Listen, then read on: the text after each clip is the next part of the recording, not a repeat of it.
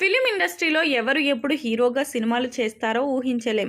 అంతేకాదు ఏ యాక్టర్లు ఏ హీరోతో సినిమా చేస్తారనేది కూడా చెప్పలేం. టాలీవుడ్‌లో కొంతమంది కొన్ని మూవీల్లో హీరో, హీరోయిన్‌లుగా జతకట్టి ఆశ్చర్యపరిచారు. ఆ యాక్టర్లు ఎవరు? వాళ్ళు కలిసి నటించిన సినిమాలు ఏవో ఇప్పుడు తెలుసుకుందాం. సుడిగాలి సుధీర్, దివ్యభారతి. నరేష్ కుప్పిలి దర్శకత్వంలో రూపొందుతున్న తెలుగు కామెడీ రొమాంటిక్ చిత్రం 'గోట్' త్వరలోనే విడుదల కానుంది. ఈ చిత్రంలో హీరో సుడిగాలి సుధీర్, హీరోయిన్ దివ్యభారతి. తమిళంలో బ్యాచిలర్ సినిమాతో గుర్తింపు తెచ్చుకుంది నటి దివ్యభారతి.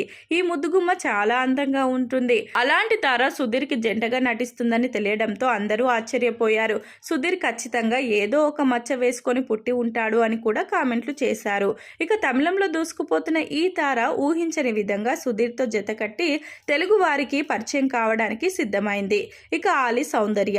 కమిడియన్ ఆలీ చాలా సినిమాలో హీరోగా నటించిన సంగతి తెలిసిందే. ఇక సహజ నటి సౌందర్య స్టార్ హీరోలతో నటించి తెలుగు సినిమా పరిశ్రమలో చాలా మంచి పేరు తెచ్చుకుంది.